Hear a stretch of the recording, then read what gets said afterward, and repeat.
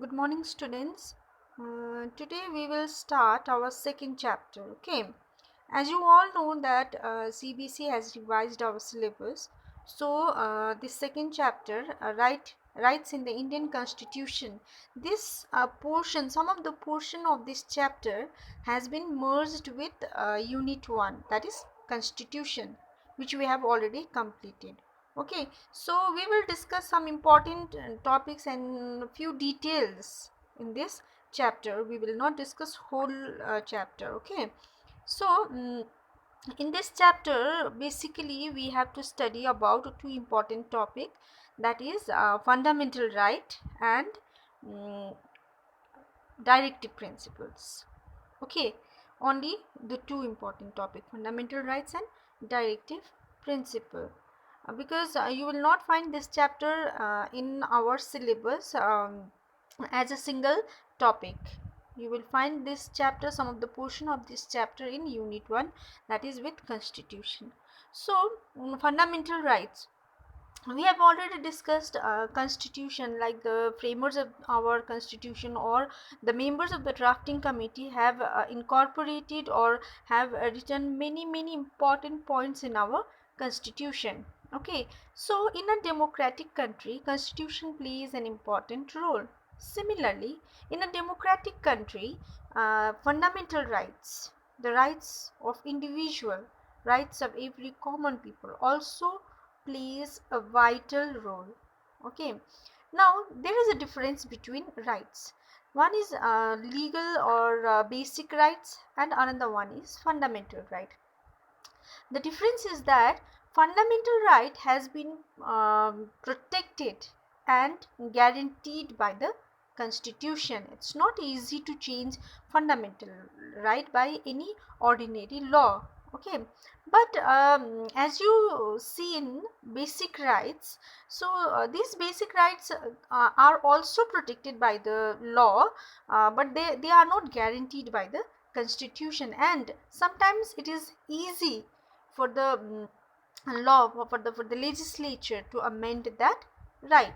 So fundamental means the most important right. Okay, these rights has been guaranteed by our constitution.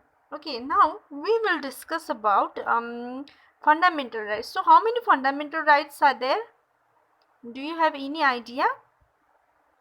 There are 6 fundamental rights.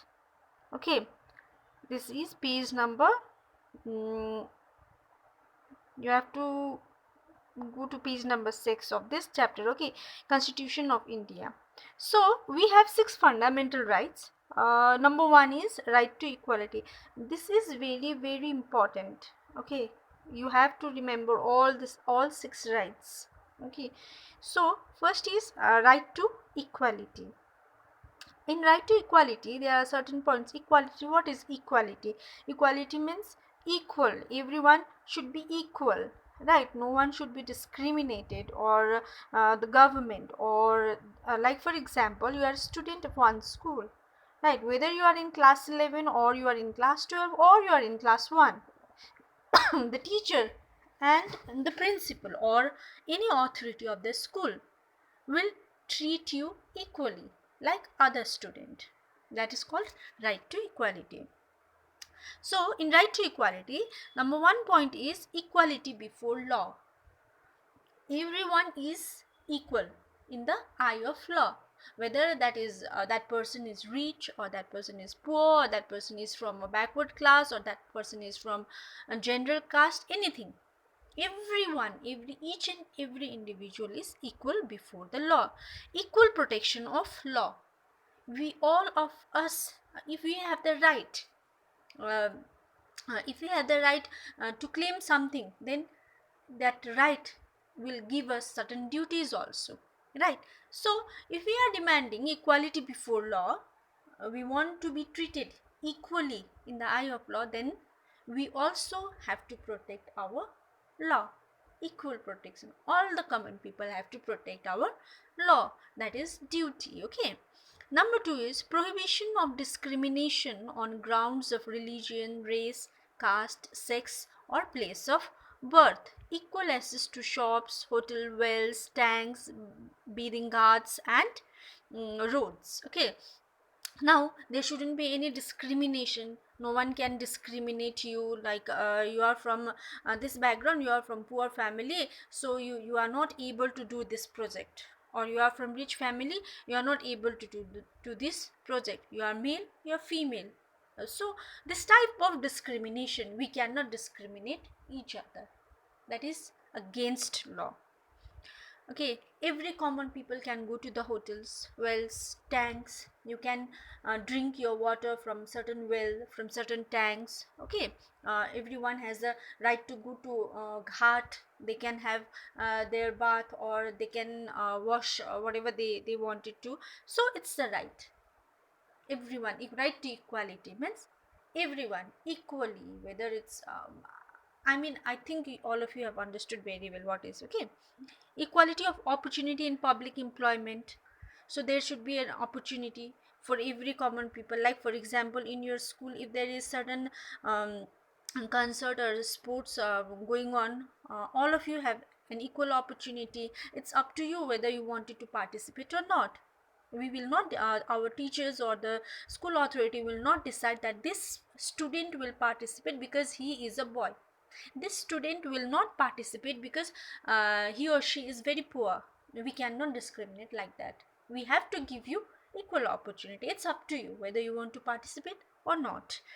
Okay, abolition of untouchability and abolition of titles. Untouchability means like from Dalit or the or from the backward classes.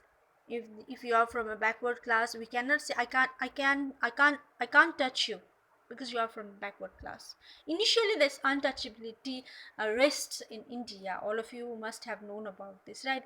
Still, if you go to some poor villages or to the remote area, you will find this untouchability in the remote places only. But gradually this has been removed from India. Okay, now right to freedom. Protection of right to freedom of speech and expression. You have the right to speak, you have the right to express yourself, you have the right to assemble peacefully or have a meeting, you have the right to form an association or unions. You can form an association of your ex-student when you passed class 12 from this school, then you can form an association. It's your right. Okay, move freely throughout the territory of India. You can reside any part of India. It's, you have the right reside and settle in any part of India, practice any profession or to carry on any occupation, trade or business. You can be a doctor, you can be a teacher. It's up to you whether which profession you want to choose.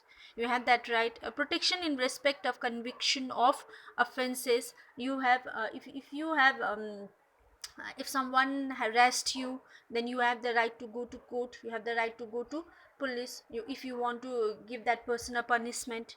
Okay, right to life and personal liberty.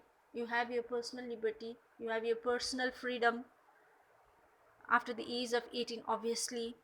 Not before the age of 18. Before the age of 18 you are under the protection of your family. After that you have the right to life. Right to education, protecting against arrest and detention in certain cases. If some police cannot arrest you, okay, you have the right to ask questions. So all these are right to freedom. Freedom means liberty.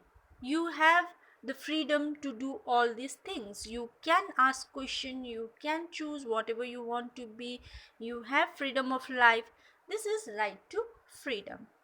Right against exploitation, prohibition of traffic in human beings and forced labor, prohibition of employment of children and hazardous jobs. So trafficking, human trafficking, child trafficking, this is exploitation, right? Employment, prohibition of employment of children. If little children are appointed as their employee, like you will find in some tea shops or a restaurant, the children are working over there. That is against, right against exploitation. That is exploiting a child. So you have the right to um, right against exploitation. I will, and later on I'll discuss something about this. Next, right to freedom of religion. Religion means dharma. Okay, freedom of conscience and free profession, practice and propagation of religion. You can practice any religion, whether you want to be a Christian or a Muslim or a Hindu. You have the right to convert your religion. You can manage your religious affair. You can have mandir, you can do puja also. mm, Freedom to pay taxes for promotion of any particular religion. You can promote your religion. You can pay taxes also. Freedom to attend religious instruction or worship in certain educational institution, like our school is a pranami organization, right? So we can worship gods also. It's our freedom, right to religion, freedom of religion. Okay, so you have the right to choose or profess or convert your religion. Next, cultural and educational right. Now, cultural protection of language, culture of minorities. Like for example, there are minority communities, right? They had the right to protect their culture. Like for example, you must have heard about Darjeeling, right? Gorkhaland issue. They are struggling for the freedom. They wanted freedom from West Bengal. So this is a small minority group, Nepali people or Gorkhali people. They wanted to protect their culture. They wanted to protect their religion. So this is the right that has been provided or guaranteed by the constitution. You can protect your language, right? If someone's hurt your feeling, or someone says something against you, that is not right. You can protect your language. Right of minorities to establish educational institution. Minorities means a group of person who comes under a limited number, right? So majority and minority, there are two types of organization.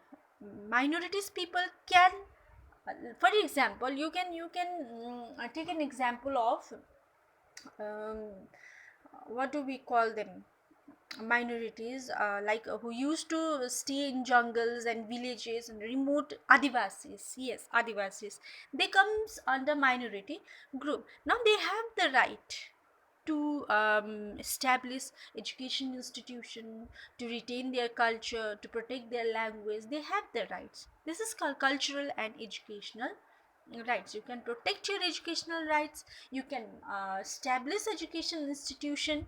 You have the right. Okay, now right to constitutional remedies. This is very important, right? Right to constitutional remedies.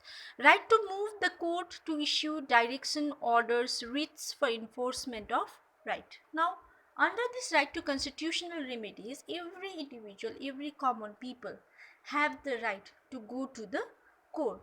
If someone violates your right, if some people violates your right, if some organization violates your right, if government itself violates your right, then you have the right to go to the court and file a complaint.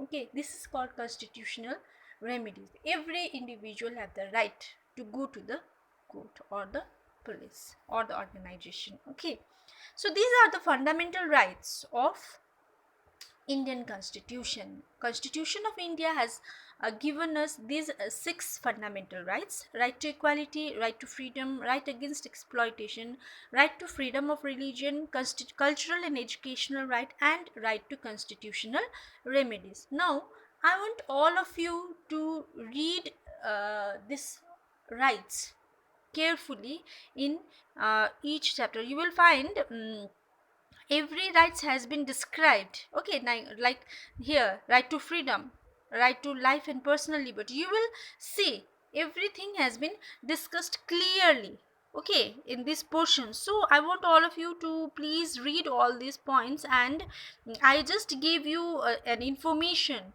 Though if you have listen it very carefully, then you have the right, you have the ability to write. Okay, because fundamental rights are not that difficult. Fundamental right is very easy.